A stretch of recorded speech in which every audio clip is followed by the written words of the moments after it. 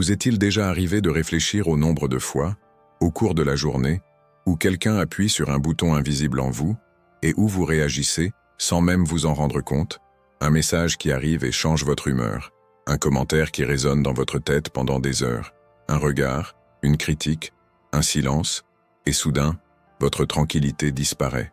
Avez-vous déjà ressenti cela? L'impression qu'une petite chose avait trop de pouvoir sur vous, même si, rationnellement, cela n'aurait pas dû être le cas. Ce que presque personne ne réalise, c'est que le contrôle s'installe rarement de manière explicite. Il ne se manifeste pas par un ordre clair ou une imposition directe. Il s'insinue dans les détails, dans les réactions automatiques, dans les impulsions qui paraissent naturelles, mais qui, petit à petit, épuisent votre énergie mentale au quotidien. Vous réagissez impulsivement, vous vous justifiez inutilement, vous vous expliquez à ceux qui ne vous l'ont pas demandé, vous modifiez le ton de votre voix, le rythme de votre journée, votre état d'esprit, tout cela en réaction à un élément extérieur. Et lorsque cela se répète, quelque chose de silencieux commence à se former. Vous pensez peut-être qu'il s'agit simplement d'hypersensibilité, de stress, de fatigue ou d'un excès de responsabilité. Vous vous dites peut-être que c'est normal, que tout le monde réagit comme ça, mais poursuivez cette réflexion jusqu'au bout, car ce que vous allez découvrir pourrait vous surprendre. La frontière est ténue entre réagir et se laisser guider, et la plupart des gens la franchissent sans s'en rendre compte, croyant garder le contrôle. Le plus troublant, c'est que ce type de contrôle ne requiert ni force, ni autorité, ni confrontation directe. Il fonctionne car il exploite les schémas émotionnels, les déclencheurs internes et les réflexes conditionnés que vous avez développés tout au long de votre vie. Un ton particulier active l'insécurité. La critique déclenche une attitude défensive. Le silence provoque de l'anxiété. Et, sans vous en rendre compte, vous commencez à vivre dans un état de réaction constant, toujours en train de réagir, toujours de vous adapter, toujours en train d'essayer de maîtriser quelque chose qui ne devrait même pas être entre vos mains. Vous êtes-vous déjà demandé pourquoi certaines personnes vous affectent si rapidement, tandis que d'autres passent presque inaperçues? Pourquoi certaines situations vous obsèdent-elles, vous privant de concentration, de lucidité et même d'énergie? Ce n'est pas de la faiblesse, ce n'est pas un manque d'intelligence, c'est un mécanisme invisible qui opère en dessous du seuil de la conscience, et c'est précisément ce qui le rend si efficace. Lorsque vos réactions sont prévisibles, vous devenez facile à manipuler. Lorsque votre état émotionnel dépend du comportement d'autrui, votre autonomie vous échappe. Et le plus dangereux, c'est que cela ne se manifeste pas par une douleur immédiate, mais par une usure constante, une fatigue mentale dont on ignore l'origine. La question qui persiste n'est plus seulement « pourquoi cela m'affecte-t-il autant ?», mais « qui a réellement le contrôle lorsque je réagis ainsi ?» Ce qui suit n'est pas une question de blâmer les personnes ou les situations, mais de comprendre le moment précis où la réaction automatique se transforme en une forme silencieuse de contrôle. Et à partir de là, tout devient plus clair.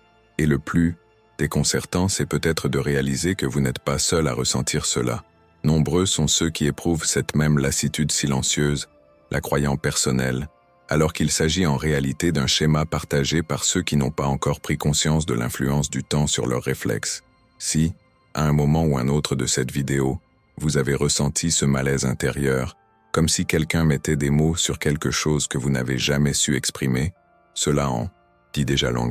Si ce sujet vous parle, n'hésitez pas à laisser un commentaire ci-dessous pour nous dire ce qui vous a le plus touché jusqu'à présent. Il peut s'agir d'une situation précise, d'une réaction que vous avez reconnue en vous, ou même de cette question qui vous taraude. En écrivant, vous ne faites pas que vous exprimez vos émotions. Vous aidez aussi d'autres personnes à se reconnaître. Parfois, quelqu'un lit votre commentaire et réalise qu'il n'est pas seul, que ce qui semble être une confusion personnelle est en réalité une expérience vécue en silence par beaucoup. Et si ce contenu vous amène vraiment à réfléchir, aimer la vidéo est un moyen simple mais efficace de montrer que ce type de conversation doit se poursuivre. Votre j'aime permet à cette vidéo de toucher davantage de personnes prises au piège de ce cycle de réactions automatiques, sans en comprendre les raisons. C'est ainsi que ce message prend tout son sens. Si vous souhaitez approfondir cette réflexion, vous abonner à la chaîne revient presque à dire « Je veux mieux comprendre ce qui se passe en moi ». L'idée est de créer un espace où ces conversations vont au-delà des apparences, où l'on explore les profondeurs de la réflexion avec calme, clarté et sincérité. Votre participation est essentielle à la croissance de cette chaîne et à son rayonnement, créant ainsi une communauté qui ne réagit pas automatiquement, mais qui apprend à percevoir ce qui lui échappait auparavant. Et ce que nous allons explorer ici révèle précisément comment ce contrôle est maintenu, et pourquoi il ne fonctionne que lorsqu'il reste invisible. Je souhaite maintenant approfondir ce sujet, car un piège invisible opère précisément dans l'espace entre le stimulus et la réponse, et il n'a rien à voir avec le caractère, la volonté ou la maturité émotionnelle, contrairement à ce que beaucoup imaginent. Il est lié à la façon dont le cerveau a été conditionné à réagir avant même de réfléchir. Lorsqu'un événement survient, une parole blessante, un message inattendu, une critique voilée, une attitude perçue comme du rejet, le cerveau ne consulte pas d'abord la raison. Il active d'anciens systèmes automatiques, conçus pour nous protéger des menaces. Le problème est qu'aujourd'hui, ces menaces sont rarement physiques, mais le corps et l'esprit réagissent comme s'ils l'étaient. Avant même que vous puissiez formuler une pensée consciente, votre corps a déjà changé. Votre poitrine se serre, votre respiration se raccourcit, votre concentration se focalise. C'est comme si toute votre énergie mentale était aspirée vers ce point précis. À cet instant, vous ne choisissez pas de réagir. Vous êtes guidé par un mécanisme conditionné tout au long de votre vie, par vos expériences, par les relations qui vous ont marqué, par les environnements où vous avez appris à vous défendre, à plaire aux autres, à vous justifier ou à anticiper leur jugement. Dans ce contexte, réagir n'est pas une faiblesse morale, c'est un conditionnement. Et c'est précisément ce qui rend ce piège si difficile à déceler. Car, en apparence, tout semble normal. Vous continuez à travailler, à parler, à remplir vos obligations. Mais, intérieurement, quelque chose se bloque dans une boucle. L'esprit repasse la situation en boucle, répète les réponses, crée des scénarios, tente de reprendre le contrôle. Ce processus consomme de l'énergie, de l'attention et de la lucidité. Au final, on ressent une fatigue mentale sans cause apparente. Avez-vous déjà ressenti cela? Cette fatigue qui ne vient pas du corps, mais de la tête, comme si vous aviez toujours un temps de retard sur vous-même. Avec le temps, ce cycle engendre quelque chose de plus profond, un sentiment de perte de contrôle sur sa propre vie émotionnelle. On commence à réaliser que son état intérieur dépend trop du comportement des autres. Une journée qui commence bien peut se terminer difficilement à cause d'une interaction particulière. Une simple décision devient source de tension intérieure. De petits événements prennent une importance démesurée. Et, sans même s'en rendre compte, notre quotidien se trouve guidé par nos réactions et non par des choix conscients. Le plus injuste, c'est que beaucoup s'en blâment. Ils pensent qu'ils devraient être plus forts, s'en soucier moins, ne pas s'inquiéter autant. Mais cette autocritique ne fait qu'aggraver l'épuisement professionnel, car elle ignore une vérité essentielle. Personne ne vous a appris à reconnaître ce mécanisme lorsqu'il se manifeste. Personne ne vous a expliqué les rouages de ces réactions automatiques. Et sans prise de conscience, il n'y a pas de véritable transformation, seulement des tentatives de contrôle vouées à l'échec. Quand on comprend que ce schéma est acquis, quelque chose change. L'espace s'ouvre à la curiosité plutôt qu'au jugement. Au lieu de se demander « qu'est-ce qui ne va pas chez moi ?», on commence à se demander « qu'est-ce qui s'active en moi en ce moment ?» Ce simple changement d'état d'esprit ouvre une porte puissante. Il n'élimine pas la réaction immédiatement, mais il crée un court intervalle entre le stimulus et la réponse. Et c'est dans cet intervalle que le contrôle commence à revenir non pas par la force, mais par la clarté. Ce processus est silencieux, progressif et profondément transformateur. Il ne se produit pas de l'extérieur vers l'intérieur, mais de l'intérieur vers l'extérieur. Chaque fois que vous remarquez une réaction qui se manifeste sans vous en prendre à vous-même, vous affaiblissez le cycle automatique. Peu à peu, le sentiment d'être constamment ballotté par les événements s'estompe, non pas parce que le monde a changé, mais parce qu'en vous, quelque chose a commencé à se réorganiser. À mesure que cette compréhension s'approfondit, d'autres révélations émergent. De vieux schémas se dévoilent. Les décisions passées prennent un nouveau sens. Les relations sont perçues différemment, non plus comme des accusations, mais comme les pièces d'un récit qui désormais prend tout son sens. C'est là que le cheminement cesse de se limiter à moins réagir et devient une quête d'une présence accrue, d'une plus grande autonomie émotionnelle et d'une plus grande vérité envers soi-même.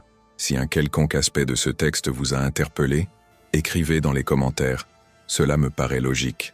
Je souhaite maintenant approfondir ce sujet, car lorsque l'on prend conscience du véritable coût de réagir à ce qui nous échappe, une réalité troublante se révèle. Il ne s'agit pas d'un coût immédiat et visible qui saute aux yeux, c'est un prix silencieux et cumulatif, payé petit à petit, jour après jour, sans prévenir, sans avertissement. Réagir constamment semble inoffensif au premier abord, presque automatique, mais avec le temps, cela mine des éléments fondamentaux, la concentration, la lucidité, la qualité des décisions, et même la façon dont on se rapporte à soi-même et aux autres. Lorsque votre attention est détournée par des stimuli extérieurs, votre concentration se fragmente. Vous essayez de vous concentrer, mais votre esprit est constamment distrait, repassant en revue les conversations, interprétant les intentions, cherchant à comprendre ce que l'autre personne voulait dire ou pourquoi elle a agi d'une certaine manière. Ce brouhaha incessant crée l'impression d'être constamment occupé, sans jamais progresser. La vie devient une succession de réactions, et non de choix. Et les décisions prises dans cet état sont rarement judicieuses. Elles découlent de l'épuisement, de l'impulsivité émotionnelle, du désir d'apaiser une tension intérieure, et non d'une vision claire de ce qui compte vraiment. Ce schéma relationnel finit par avoir un impact profond sur les relations. Lorsque l'on réagit automatiquement, on se met à réagir aux personnes et aux situations en fonction de vieilles blessures, et non du présent. Les petits conflits prennent des proportions démesurées. Les silences deviennent des menaces. Les opinions divergentes sont perçues comme des attaques. Peu à peu, on se sent incompris, et l'autre personne se sent distante. Non pas par mauvaise intention, mais parce que la réaction remplace le dialogue. Et cela nous épuise. Cela mine les liens, la confiance et le sentiment de connexion authentique. Il y a aussi l'impact intérieur, peut-être le plus difficile à nommer. Une anxiété constante. Non pas cette anxiété explosive et manifeste, mais cette anxiété sous-jacente qui accompagne tout. Une agitation permanente comme si quelque chose allait toujours mal tourner. Le corps vit dans un état d'alerte permanent. L'esprit ne trouve jamais le repos et l'impression de toujours courir après s'installe. Courir après l'approbation, le contrôle, la stabilité émotionnelle, une paix qui semble ne jamais venir. Et plus on court, plus elle paraît s'éloigner. À ce stade du cheminement, beaucoup ressentent un profond malaise, une sorte de révélation troublante. Cela me coûte plus cher que je ne l'imaginais.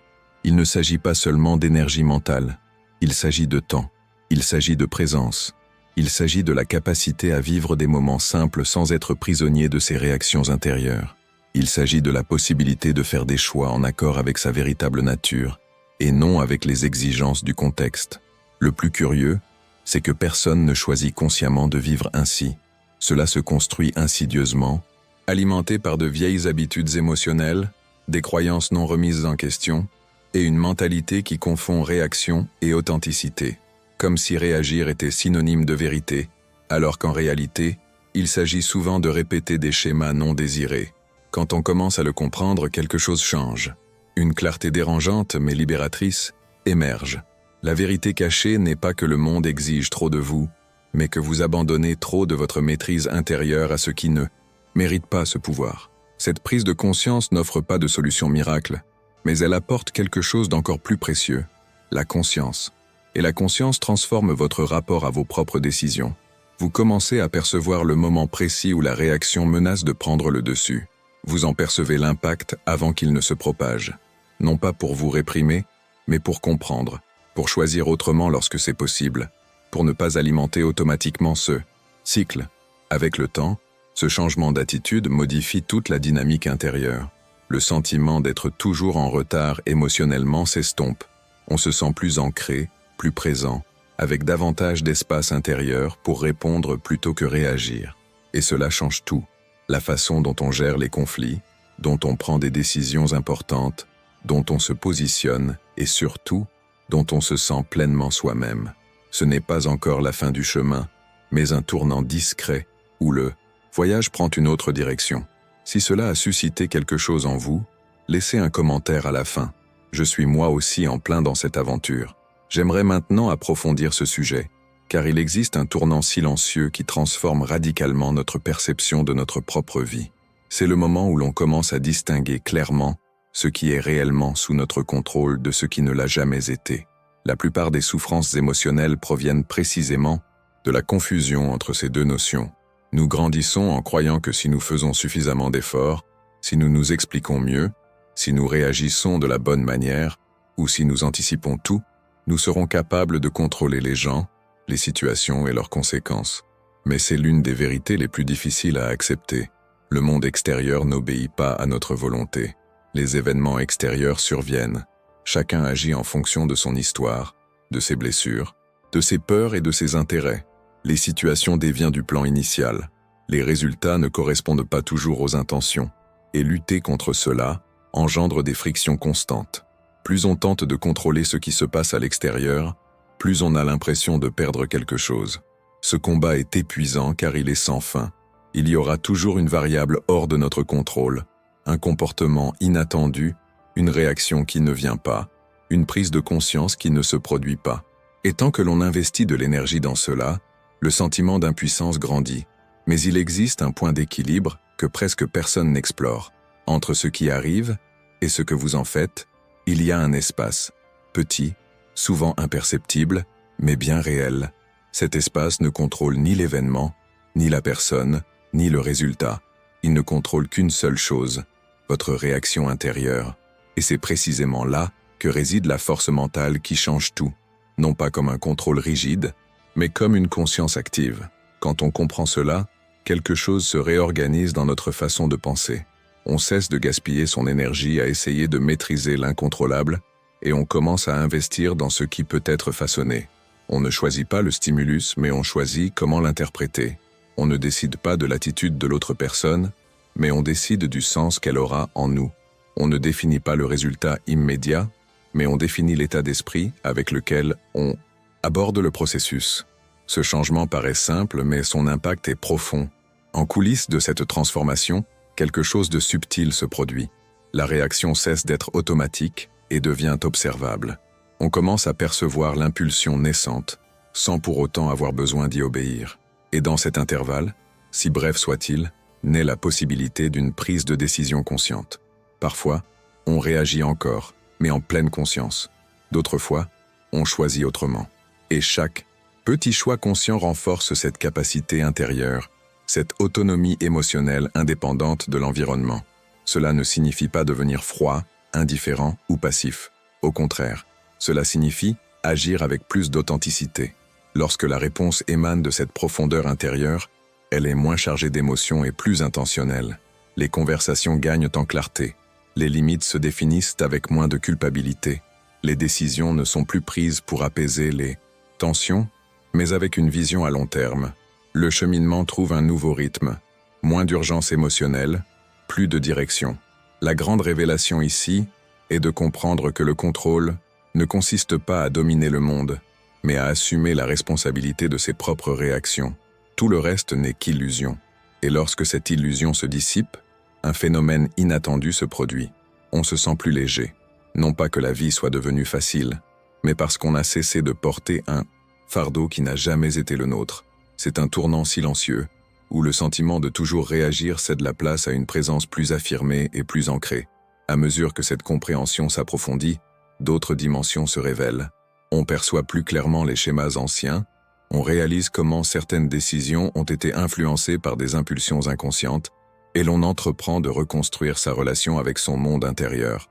C'est un processus continu, un cheminement, qui ne se déroule pas d'un coup, mais qui transforme la façon dont on vit chaque expérience.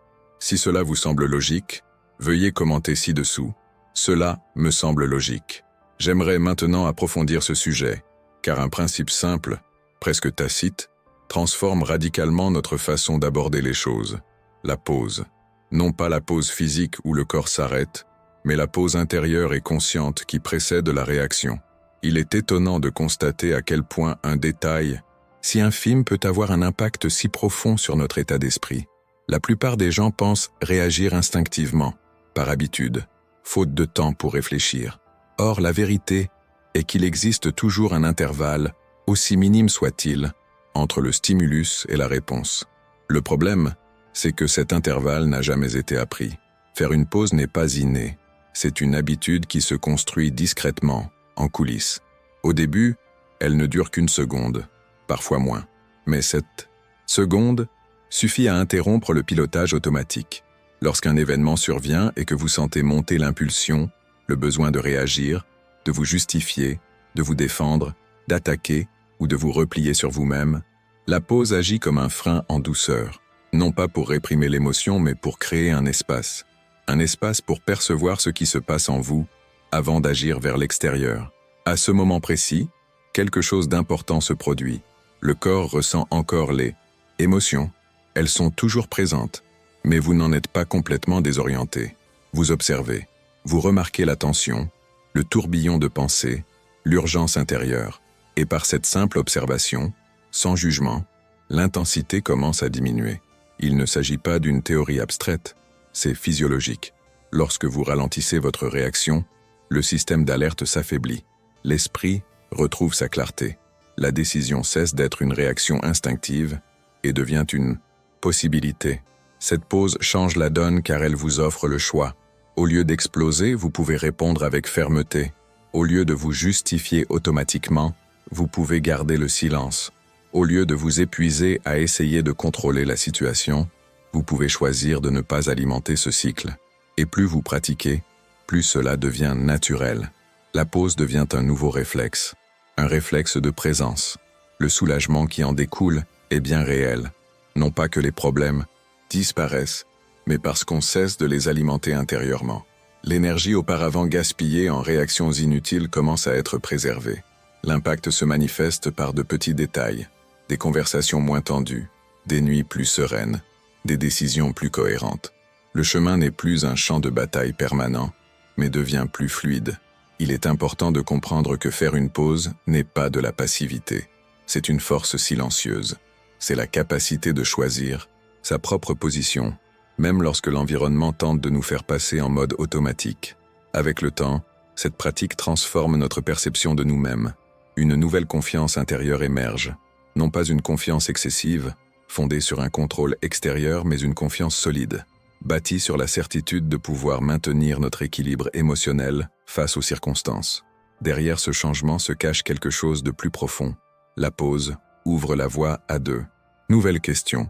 Cela mérite-t-il mon énergie? Qu'est-ce qui est réellement activé ici? Quelle réponse correspond à la personne que je souhaite devenir? Ces questions ne surgissent pas à la hâte. Elles naissent dans le bref silence entre le stimulus et la réponse. Et c'est là que la transformation commence à se dessiner. Plus vous pratiquez ce principe, plus vous réalisez qu'il n'est pas nécessaire de gagner toutes les batailles émotionnelles. Certaines perdent tout, simplement leur sens. D'autres s'éclairent d'un jour nouveau. Le sentiment d'une réelle possibilité de changement naît car, pour la première fois, vous ne cherchez pas à changer le monde, mais votre rapport au monde. Et cela change tout.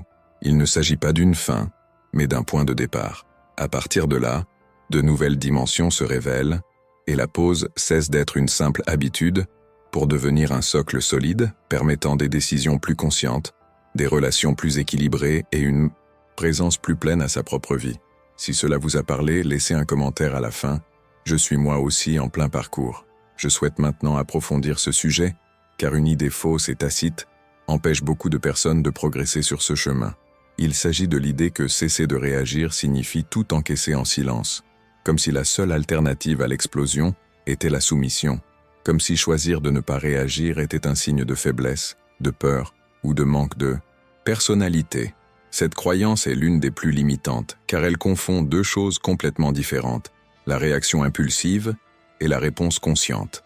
Réagir, c'est laisser un élément extérieur prendre le contrôle. C'est laisser l'émotion décider avant la lucidité. Une réponse consciente, en revanche, naît d'une pause. Elle ne nie pas ce que l'on ressent, mais elle ne se laisse pas non plus dominer par lui. Il y a une différence fondamentale entre se taire par peur et choisir le silence de manière stratégique. Entre exploser pour s'affirmer et parler au bon moment, avec une intention claire. Les personnes émotionnellement fortes ne sont ni froides ni indifférentes. Elles sont stratégiques. Elles savent que tous les combats ne méritent pas d'énergie et que toutes les provocations n'exigent pas une réponse immédiate. Quand on commence à comprendre cela, quelque chose se transforme en soi. L'estime de soi cesse de dépendre du regard des autres. On n'a plus besoin de prouver sa force par la réaction, ni sa maturité en se dévalorisant. La véritable force réside dans le choix. Parfois, la réponse est ferme et directe. D'autres fois, c'est le silence. Parfois, c'est le repli sur soi. D'autres fois encore, c'est une communication claire. Ce qui change tout, c'est que la décision ne relève plus de l'impulsion, mais de la pleine conscience. Derrière ce changement se cache une nouvelle dignité intérieure.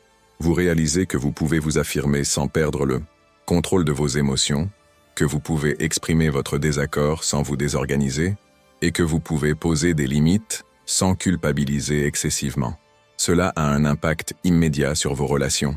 Les gens commencent à remarquer que vous ne réagissez plus comme avant, non pas parce que vous êtes devenu faible, mais parce que vous avez gagné en sérénité. Et cette sérénité est plus éloquente que n'importe quelle explosion de colère. Il y a aussi une vérité cachée, dont presque personne ne parle. Réagir constamment est épuisant car cela vous oblige à être toujours émotionnellement disponible. Répondre consciemment est libérateur, car cela vous redonne le droit de choisir quand, comment, et si cela vaut la peine de s'impliquer. Cela ne diminue pas votre sensibilité.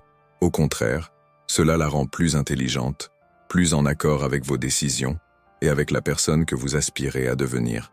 Tout au long de ce cheminement, vous prenez conscience que nombre de vos réactions passées étaient des tentatives de protection maladroite, une attitude défensive excessive, des justifications incessantes, un besoin impérieux d'être compris. Lorsque ces barrières tombent, il ne reste plus le vide, mais une présence. Une présence qui permet d'aborder les conversations difficiles, les décisions importantes et même les conflits, sans que vous vous y perdiez. Cesser de réagir n'est pas une forme d'autodestruction, mais de préservation de soi. C'est comprendre qu'il n'est pas nécessaire de répondre à tout pour être respecté, que votre force ne réside pas dans l'intensité de votre réaction, mais dans sa constance. Plus cette perspective s'enracine, plus vous ressentez un alignement intérieur. La vie extérieure restera peut-être imprévisible, mais intérieurement, vous trouverez plus d'ancrage, une direction plus claire, une vérité plus profonde. Cette compréhension ouvre la voie à quelque chose d'encore plus profond, car en cessant de confondre silence et faiblesse, réaction et explosion, on libère l'espace pour un nouveau positionnement intérieur. Un positionnement qui ne dépend pas d'une validation immédiate, mais d'une clarté sur qui vous êtes et sur la manière dont vous choisissez d'évoluer dans le monde. Si ce passage vous a interpellé d'une manière ou d'une autre, laissez un commentaire ci-dessous. Cela me paraît logique. J'aimerais maintenant approfondir ce sujet, car il existe une liberté silencieuse qui n'apparaît que lorsqu'on choisit véritablement de ne pas réagir. Elle est discrète, invisible, sans éloge. Pourtant, intérieurement, elle réorganise tout. La clarté s'accroît, l'esprit s'apaise. L'énergie auparavant dépensée à tenter de maîtriser l'incontrôlable est désormais consacrée à une vie plus consciente. C'est comme si, enfin, on cessait de lutter contre le courant et qu'on apprenait à nager en pleine conscience. Cette liberté ne signifie pas que les événements cessent. L'imprévisibilité humaine demeure. Les situations continuent de dévier du scénario prévu. Mais l'impact de ces imprévus sur vous change radicalement. Ce qui autrefois vous accaparait des heures de réflexion passe désormais plus vite. Ce qui autrefois engendrait une tension émotionnelle est maintenant perçu avec plus de discernement. Un respect de soi silencieux émerge, fondé sur la décision de ne pas céder à aucune provocation. Vous comprenez que vous n'avez rien à prouver par vos réactions. Vous n'avez pas besoin de gagner toutes les disputes. Vous n'avez pas besoin d'être compris de tous en permanence. Derrière cette transformation se produit un phénomène précieux. L'énergie mentale se libère, l'énergie nécessaire pour mieux penser, mieux décider, mieux se reposer. L'anxiété s'estompe, car vous cessez de vivre dans un état d'alerte constant. Le corps se détend progressivement, le sentiment d'urgence diminue, et cela influence directement vos décisions. Au lieu de réagir, vous choisissez. En choisissant, vous vous rapprochez de la vie que vous souhaitez construire, et non d'une vie soumise aux contraintes de votre environnement. Ce gain n'est ni immédiat ni parfait. Il est important de le dire honnêtement. Ne pas réagir est une pratique quotidienne, pas un état permanent. Il y a des jours où l'on s'en rend compte trop tard, d'autres où l'on réagit puis comprend. Et c'est normal. Chaque petite victoire compte. Chaque fois que vous prenez un moment pour vous arrêter, même brièvement, vous renforcez cette capacité intérieure. Chaque fois que vous choisissez de ne pas alimenter un conflit inutile, Quelque chose change dans votre façon de penser. Avec le temps, vous commencez à percevoir des changements subtils mais profonds. Les conversations deviennent plus objectives. Les relations se définissent différemment. Certaines se renforcent, d'autres s'éloignent naturellement. Et cela fait aussi partie du cheminement. Non pas parce que vous êtes devenu distant, mais parce que vous êtes devenu plus authentique. La vérité, c'est que tout ne mérite pas votre énergie, et le reconnaître n'est pas de l'égoïsme, mais de la maturité émotionnelle.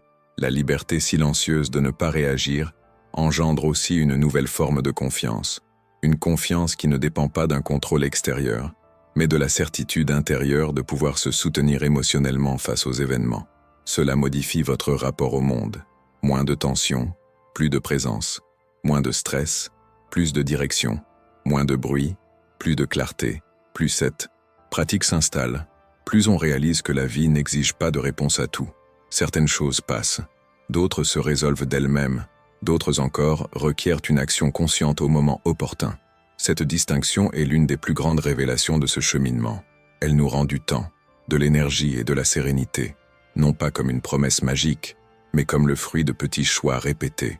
Ce chemin ne vous transforme pas en une personne inaccessible ou indifférente. Il vous transforme en une personne entière, quelqu'un qui ressent sans se perdre, qui observe sans s'effacer, qui agit sans exploser. Et à mesure que cette transformation s'approfondit, de nouvelles dimensions se révèlent, apportant une clarté encore plus grande sur qui vous êtes lorsque vous ne réagissez plus automatiquement au monde. Si cela vous parle, laissez un commentaire ci-dessous. Je suis moi aussi en plein parcours. Si vous êtes arrivé jusqu'ici, c'est que cette conversation a véritablement trouvé un écho en vous. Et lorsqu'un contenu parvient à vous marquer jusqu'au bout, il est logique de poursuivre ce cheminement ensemble. S'abonner à la chaîne, c'est simplement exprimer votre gratitude pour ce type de réflexion qui vous apporte un apaisement intérieur et mérite de se poursuivre.